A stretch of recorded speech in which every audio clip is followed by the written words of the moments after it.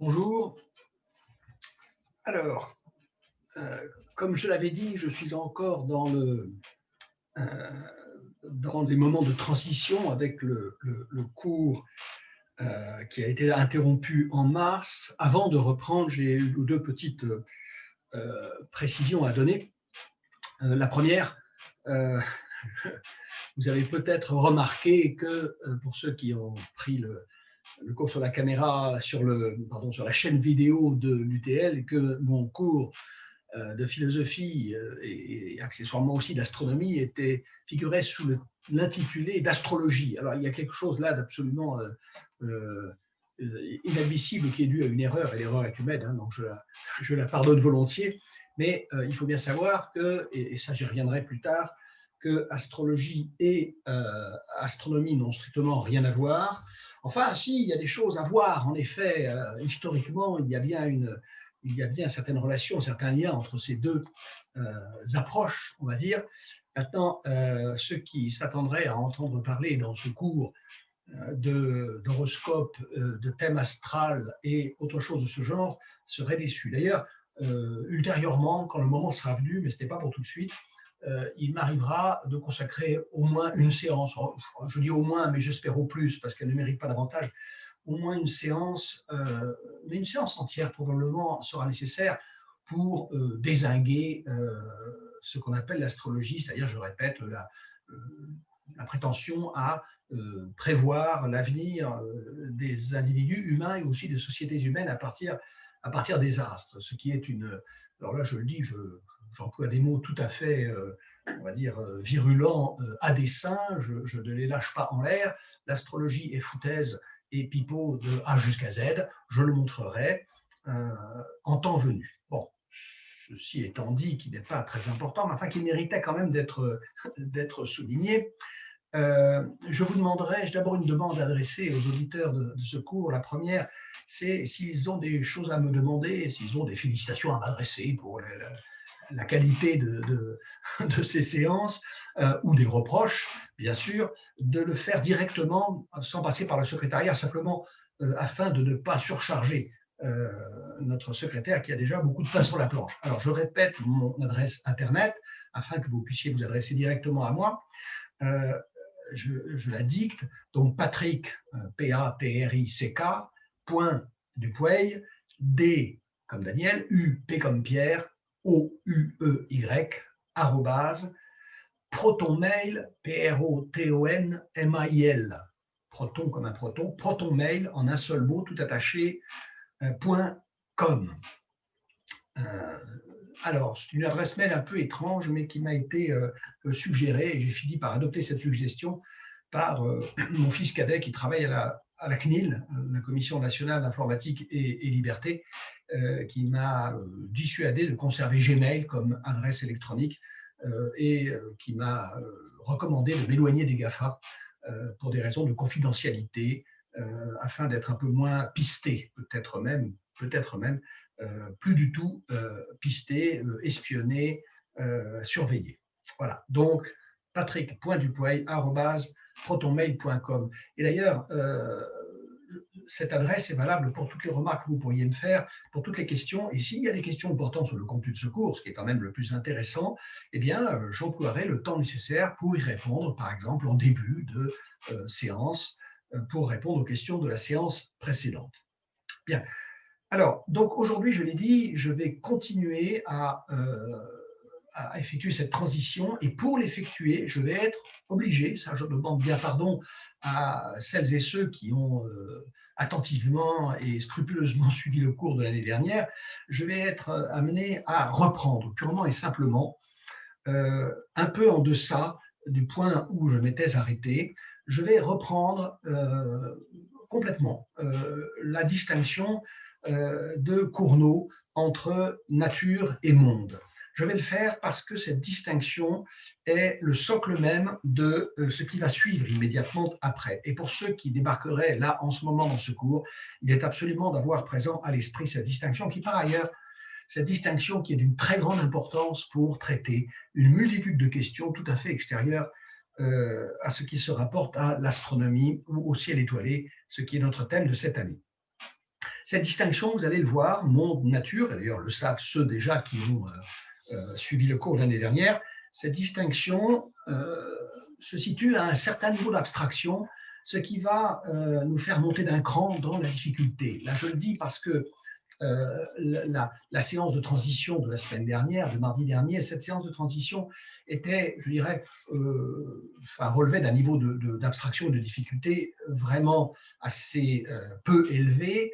Et là, vous allez franchir un cran, vous allez passer une marche. J'espère que ça se passera bien, j'essaierai de ne pas aller trop vite. Et si vous avez besoin de précisions supplémentaires, vous pouvez vous adresser à moi pour me les demander. D'ailleurs, il m'est possible d'y répondre à titre particulier sans le faire dans ces séances vidéo, si vous préférez que vos questions n'apparaissent pas et ne soient pas traitées. Mais en général, vous savez, moi je l'ai toujours dit avec mes élèves pendant 40 ans d'enseignement en classe, si quelqu'un dans la classe, si quelqu'un parmi vous se pose une question, c'est en général presque toujours qu'il n'est pas le seul, qu'il n'est pas la seule qu'elle n'est pas la seule à se la poser. Et donc, c'est rendre service à tout le monde que de demander des éclaircissements. Alors, donc la distinction à laquelle je vais m'intéresser maintenant, c'est la distinction entre les notions de monde et de nature.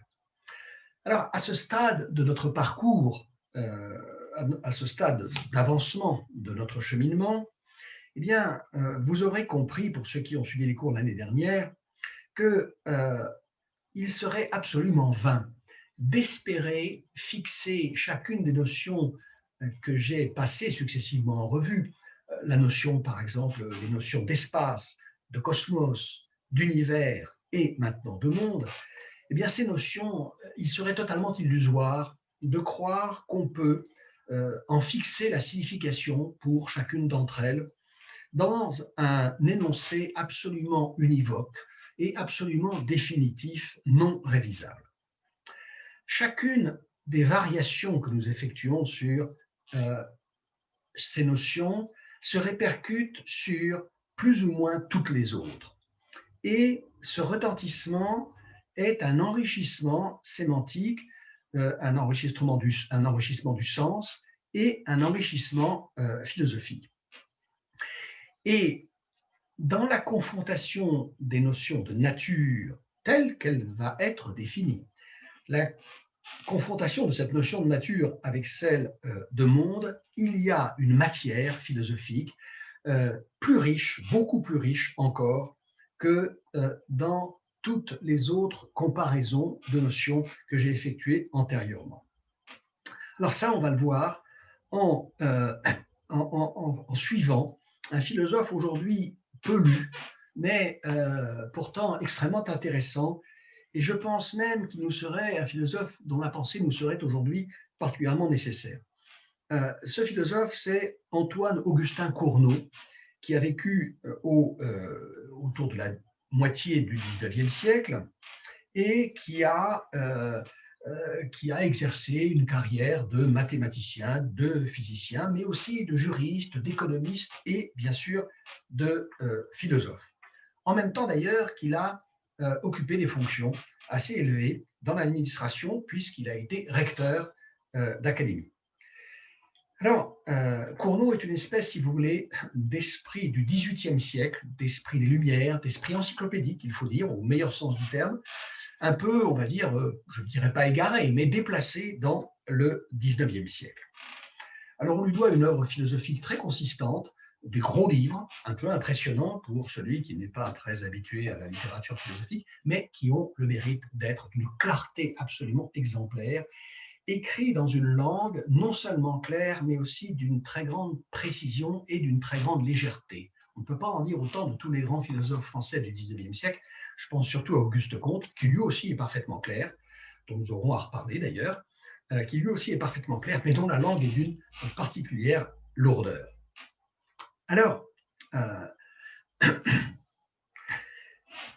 dans les diverses significations que nous avons envisagées jusqu'ici, parce qu'il y en a eu plusieurs, pour le mot monde, eh bien, ce mot monde désigne toujours un certain domaine de réalité, une certaine partie de ce qu'on appelle la réalité, de ce qui est. Alors, ces réalités désignés, regroupés sous le terme de monde, peuvent n'être pas des réalités matérielles. Lorsque par monde nous entendons la Terre, eh bien sûr, il s'agit d'une réalité matérielle, une réalité qui appartient au monde physique. Mais par exemple, depuis Platon, les philosophes réfléchissent sur la différence entre monde sensible et monde intelligible, monde des choses accessibles au sens et monde des réalités qui ne sont accessibles qu'à l'intellect, qu'à la pensée pure, si vous voulez. On va parler par exemple d'un monde des passions ou d'un monde de la folie. On parlera, je l'avais dit, du monde de Balzac ou du monde de Proust. Or, rien de tout cela n'appartient au domaine des choses matérielles. Mais toujours, il s'agit tout de même de choses au sens large du terme, il s'agit de réalité parce qu'on a affaire dans tous ces cas à quelque chose qu'on peut observer, quelque chose qu'on peut étudier, et souvent quelque chose sur quoi, pas toujours, mais quelque chose sur quoi on peut agir. Par exemple, le monde de la finance ou le monde politique, ce sont des réalités sur lesquelles nous avons un certain pouvoir d'action. Évidemment, pas le monde de Proust, pas le monde de Balzac, et pas, chez Platon, le monde intelligible, le monde des formes intelligibles, le monde des idées. Mais enfin, nous avons toujours affaire à des domaines de réalité identifiables, observables, compréhensibles, connaissables. Or, dans la distinction du monde et de la nature telle qu'elle s'élabore chez Cournot, ces deux notions de monde et de nature cessent complètement de renvoyer à des domaines de choses pour ne plus considérer que deux manières, deux façons, deux points de vue différents de considérer les choses, deux regards sur les choses. De sorte que ce critère de distinction, ce principe de distinction, est un principe qui devient tout à fait abstrait et qui va, pour cela, comme je viens de l'annoncer, propulser nos analyses à un niveau supérieur de difficulté. Alors, commençons par l'idée de nature.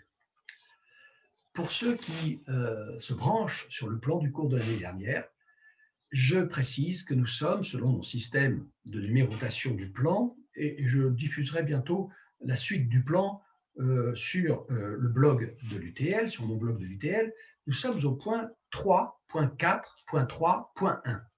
3.4.3.1, que j'intitule la nature, ou disons naturelle et artificielle.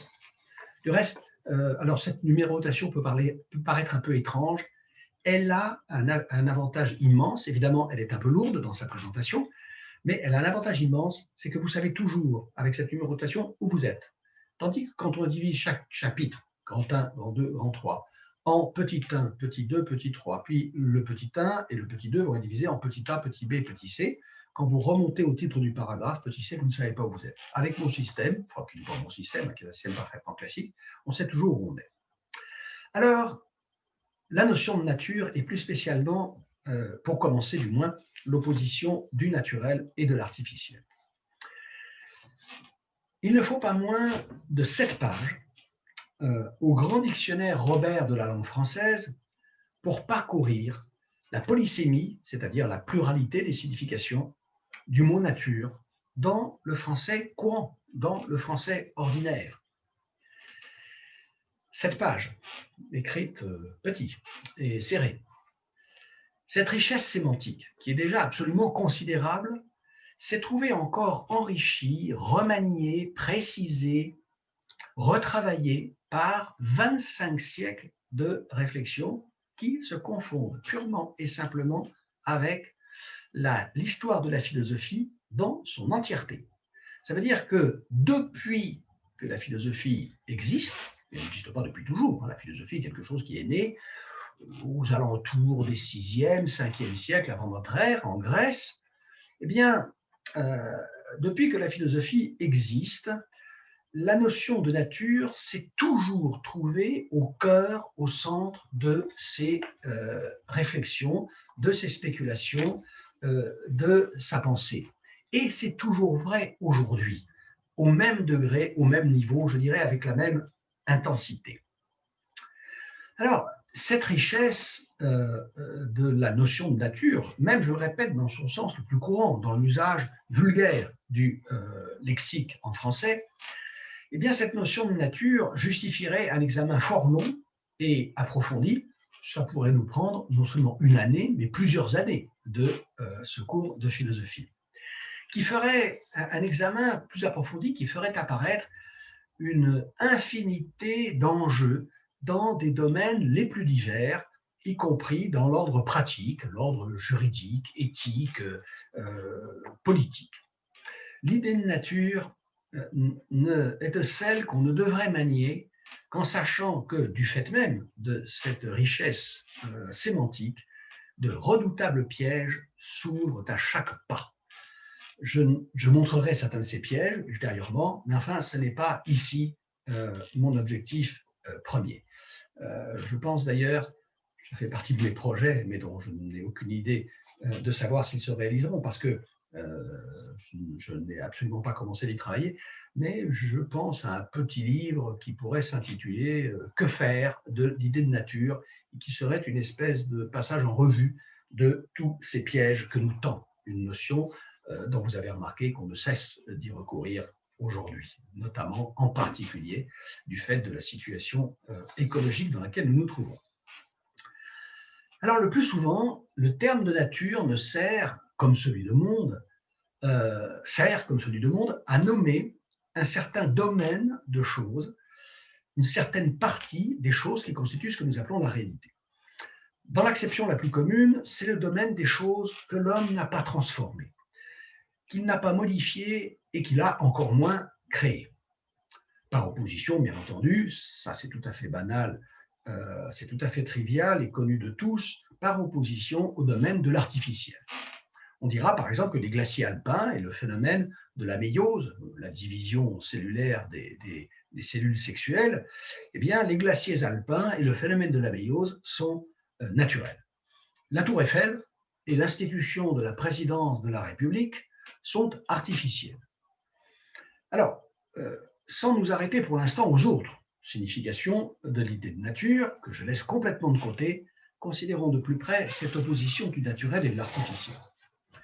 Alors, je dirais que, d'abord, pour commencer, cette distinction, cette opposition s'impose avec une évidence telle, avec une évidence si forte qu'on ne peut pas y voir une construction absolument illusoire ou un fantasme. Elle repose nécessairement sur des différences objectives.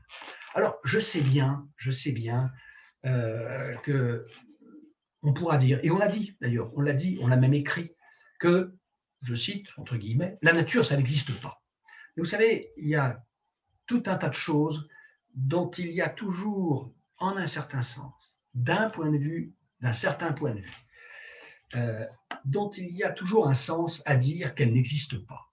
Moi, je peux vous passer 5 minutes à vous expliquer que la nature, ça n'existe pas, que l'homme, ça n'existe pas, que la femme, ça n'existe pas davantage, que, par exemple, l'univers, ça n'existe pas. Et en un sens, c'est bien, d'une certaine manière, ce que je me suis attaché à expliquer lorsque nous avons examiné cette notion. Il y a des tas de choses dont on peut dire que le capitalisme, par exemple, ça n'existe pas, le communisme non plus, d'ailleurs.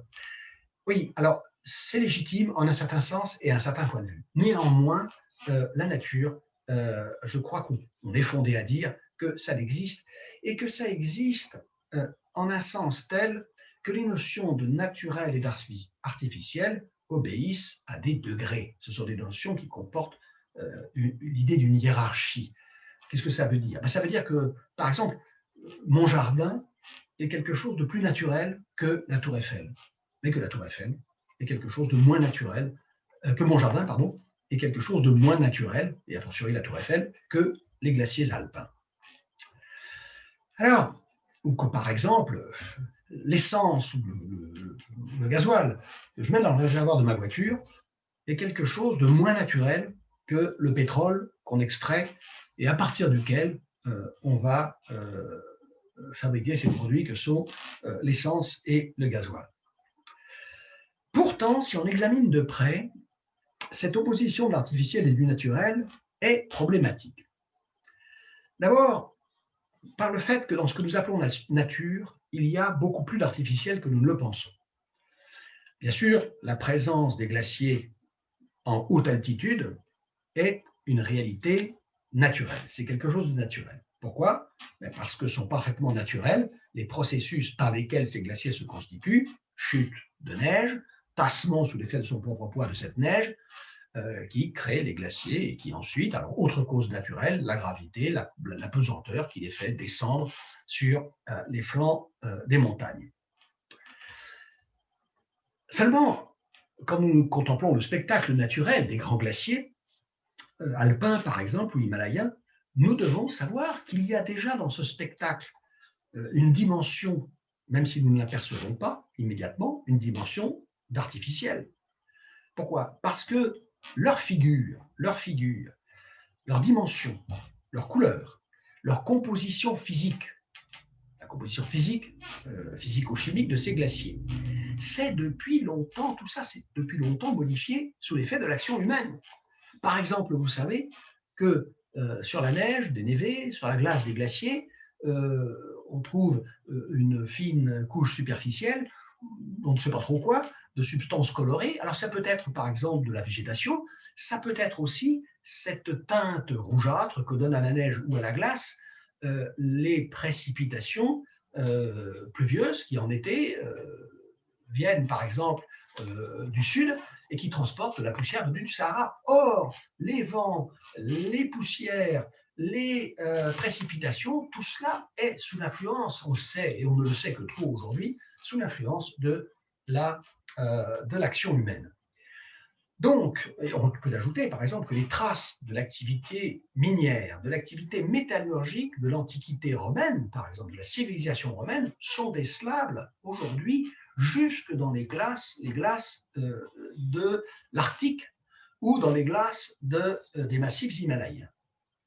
De même, le phénomène de la méiose, de la division cellulaire des cellules sexuelles, le phénomène de la méiose est bien entendu un phénomène naturel, mais qui est soumis à l'influence de facteurs qui sont directement de nature humaine. Par exemple, il est susceptible, ce phénomène, d'être modifié par des agents mutagènes.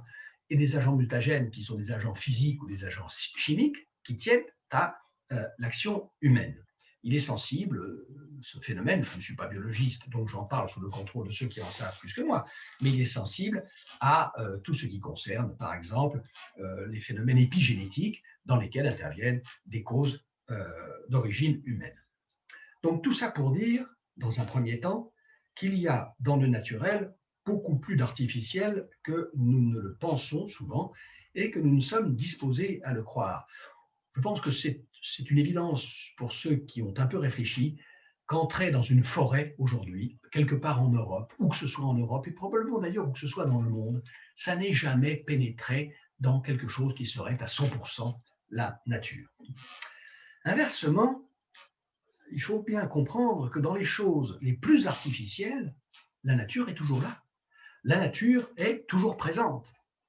La tour Eiffel, par exemple, revenons à elle, a beau être une construction artificielle, elle est affectée par des phénomènes évidemment parfaitement naturels, comme les déformations qu'elle subit sous l'effet de son propre poids, du poids des visiteurs, sous l'effet du vent, sous l'effet de la dilatation, puisque à la chaleur du soleil, la tour Eiffel connaît des phénomènes de dilatation dont il a d'ailleurs fallu évidemment tenir compte au moment de sa construction. La tour Eiffel est attaquée par la rouille. Revenons à la présidence de la République. La présidence de la République a supposé, et je n'en suis pas tout à fait certain, que l'institution elle-même ne doive absolument rien à la nature, peut-être par exemple à une nature humaine, a supposé même que l'institution de la présidence de la République n'ait absolument rien de naturel, qu'elle soit à 100% artificielle, ce qui peut très bien se défendre, ce qui a une bonne chance d'être vrai, mais je n'en sais rien. Son fonctionnement, en revanche, son fonctionnement est le fait d'hommes et de femmes dont il serait hasardeux de penser que le monde mental ou que les comportements ne doivent absolument rien à la nature, je veux dire par exemple à leur gène, au fonctionnement de leur cerveau, de leurs neurones, et donc à tout l'héritage qu'ils ont reçu de quelques centaines de millions d'années d'évolution dont ils sont le produit. Et donc, si naturel qualifie quelque chose euh, que l'homme n'a ni créé ni modifié, je crois qu'il n'y a aujourd'hui plus rien à la surface de la Terre qui mérite exactement cette qualification, mais il n'y a en revanche parmi les choses les plus artificielles, rien qui soit complètement artificiel. Il n'y a rien dans la réalité, il n'existe rien dans la réalité qui soit, si j'ose dire, à l'abri de la nature, qui soit en statut d'extraterritorialité par rapport à la nature. Alors, cela veut dire que l'opposition du naturel et de l'artificiel n'apparaît donc plus à ce stade de notre réflexion, cette opposition, cette distinction n'apparaît plus comme déterminant une frontière d'un côté de laquelle il faudrait ranger certains êtres, la totalité des êtres naturels, et de l'autre, tous les autres êtres qui, dans leur totalité, ont cette propriété d'être totalement artificiels. De sorte que, il faut dire ceci, non plus que les glaciers alpins sont naturels et que la tour Eiffel est artificielle, mais à propos de la tour Eiffel, il faut dire qu'elle est artificielle en tant qu'objet fabriqué par l'homme et installé à Paris sur le Champ de Mars à l'occasion de l'exposition universelle de 1889. En tant que telle, considérée à ce point de vue et définie comme je viens de le faire, la tour Eiffel est une réalité artificielle.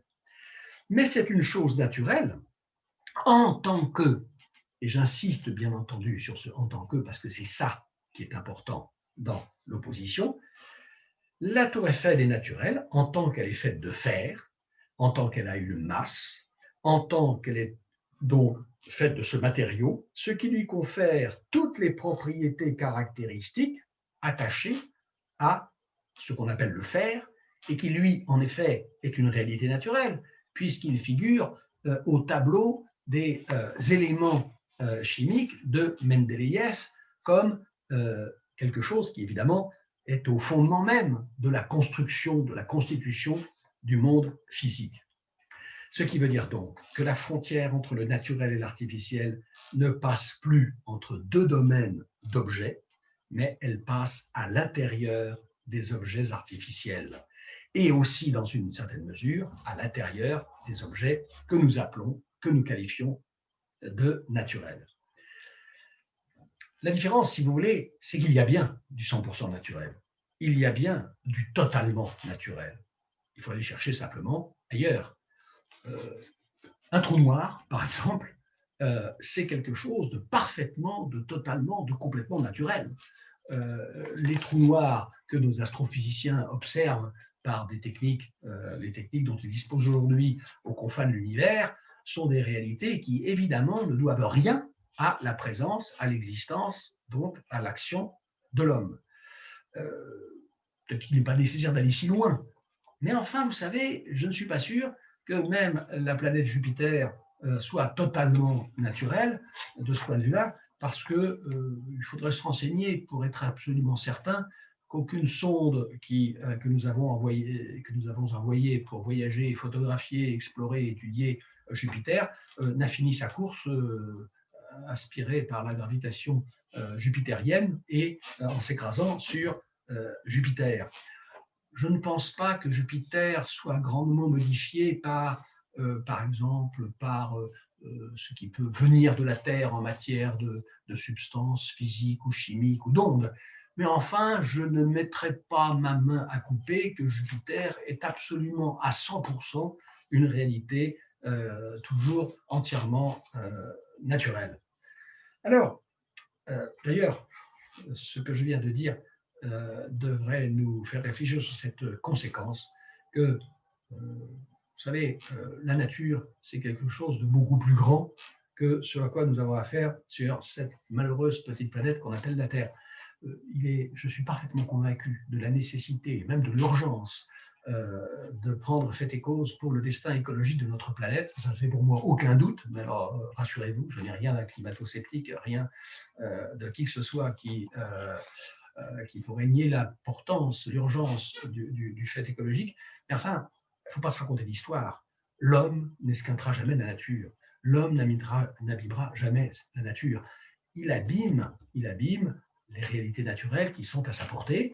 C'est déjà pas mal. Et surtout, c'est gravissime du point de vue de son propre intérêt et de sa propre survie, et non seulement de son confort, mais de sa sécurité et de son existence même à lui. Maintenant, vous savez, l'humanité est une infinitésimale poussière à la surface de l'univers. Elle est apparue à un certain moment, elle disparaîtra à un autre moment, peut-être d'ailleurs très vite à l'échelle des temps géologiques, sans parler des temps astronomiques, et par conséquent, jamais l'homme ne fera le moindre mal à la nature. Si c'est ça qui vous inquiète, la nature avec un grand N, alors vous pouvez dormir tranquille.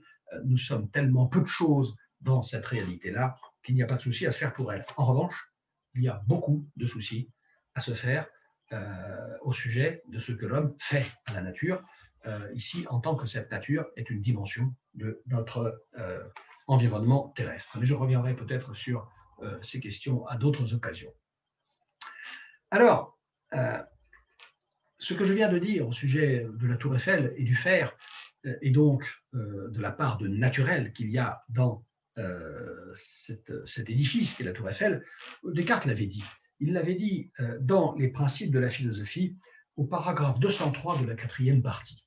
Je le cite, donc, principe de la philosophie de Descartes, 4e partie, paragraphe 203. Il écrit ceci: il est certain que toutes les règles de la mécanique, entendez les lois de la physique, et par conséquent les règles qui valent pour tous les objets techniques, il est certain que toutes les règles de la mécanique appartiennent à la physique, en sorte que toutes les choses qui sont artificielles sont, avec cela, naturelles. La chose la plus artificielle demeure naturelle en tant que, c'est ça qui est important, elle demeure naturelle en tant qu'elle demeure soumise aux lois naturelles, au fonctionnement des processus naturels. On va trouver la même définition ou la même remarque chez beaucoup d'autres philosophes qui ont bien compris que l'opposition de la nature et du naturel et de l'artificiel est quelque chose de plus compliqué, de plus subtil, qu'on a souvent tendance à le penser. La définition de l'artificiel n'est pas changée. Elle reste la même. Est artificiel ce qui provient de l'art humain, de l'art au sens des techniques, de l'art au sens de ce qui n'est pas naturel, de l'art au sens de ce qui fait de l'artificiel. Mais celle de la nature, en revanche, la définition de la nature doit être révisée. Elle doit être révisée, parce que si nous revenons à notre Tour Eiffel, alors qu'est-ce que nous allons dire? Voilà, nous allons dire, ben oui, c'est vrai, elle est faite de fer, par conséquent, elle est exposée à rouiller, et c'est pour cela que périodiquement, il faut la repeindre, il faut l'entretenir, ce que d'ailleurs nous faisons avec tout le respect qui est dû à cette vieille dame. Alors, on dira, qu'est-ce qu'on dira pour la Tour Eiffel? On dira ceci, qu'elle rouille. Pourquoi? Parce qu'elle est faite de fer et que dans la nature du fer, il y a ceci, qu'il est de sa nature, il est dans sa nature de rouiller lorsque certaines conditions d'humidité, d'acidité ou que sais-je encore dans l'atmosphère sont réunies. Seulement, cette façon de parler, de dire qu'il est dans la nature du fer de rouiller, de même qu'il est dans la nature de l'eau à température ambiante normale à la surface de la Terre, dans les régions tempérées d'être liquide, cette façon de parler est probablement aussi inadéquate qu'elle nous est naturelle au sens de spontané. Parce que croire qu'il y a une nature du fer, croire qu'il y a une essence du fer, qui porterait en elle la capacité, la propriété de déployer de la rouille à sa surface, de développer de la rouille à sa surface, eh bien ça c'est ce que Auguste Comte, dont je parlais tout à l'heure, appelle une manière métaphysique de parler, une façon métaphysique de penser la nature, les choses naturelles et leurs propriétés. Ça revient à imaginer au sein de ces réalités physiques quelque chose comme des forces ou des puissances cachées. C'est-à-dire supposer des principes d'explication des choses qui sont métaphysiques au sens où ils sont au-delà du monde physique, cachés derrière le monde physique, celui que nous pouvons voir et observer avec nos sens. En vérité, le préfixe méta en grec ne veut pas dire exactement au-delà, ça veut dire après, mais enfin, on s'est habitué à attribuer au mot de métaphysique, pour des raisons là, qui seraient un petit peu longues de développer, on s'est habitué à attribuer au mot de métaphysique une signification qui, disons, repose sur l'attribution au préfixe méta du sens de au-delà. Alors, qu'est-ce que cela veut dire que nous avons affaire à une façon métaphysique de penser? Je vais l'expliquer à partir d'une citation d'Alain, une citation d'Alain qui va nous montrer exactement de quoi il s'agit. Voici ce qu'il écrit. Ça se trouve dans un très beau texte intitulé « Les préliminaires à la mythologie ». Préliminaires à la mythologie, qui est un texte consacré à la question des origines et des sources de l'attitude religieuse. C'est disponible chez Gallimard dans une collection de poches, enfin des gros poches, la collection telle, mais c'est facile à trouver. Il y a encore, ça c'est Alain qui parle, il y a encore une mythologie sans dieu, ni génie, ni fée, et qui vient d'une certaine manière de considérer chaque chose. Car, comme les génies invisibles ont chacun leurs attributions et leurs richesses propres, ainsi chaque chose aura ses propriétés, comme celle du bois qui est de brûler, et celle du couteau qui est de couper, et j'ajouterais celle du fer qui est de rouiller. Et il n'y a même pas de grande différence entre ces deux manières de penser, puisque ce qu'on voit, c'est seulement la chose, et qu'il est bien entendu que les génies sont invisibles et intangibles. Où est donc l'erreur? En ceci que les propriétés de la chose sont supposées cachées en elle, par exemple la flamme dans le bois. Et je veux expliquer que cette manière de penser n'est pas moins mythologique que l'explication par les fées ou les fétiches. Ce que l'on croit à tort, c'est que du bois tout seul sortira la flamme. Et voici un exemple de ce genre d'erreur. Alors, je réserve cet exemple pour la portion suivante de cette séance parce que nous approchons des 40 minutes et que je veux pouvoir non seulement lire l'exposition de cet exemple par là, mais en produire une petite explication juste après cette lecture. Donc, je vous donne rendez-vous immédiatement après, de façon à poursuivre cette transition, puisque nous sommes toujours dans la transition de ces séances de philosophie. Je vous dis à très bientôt.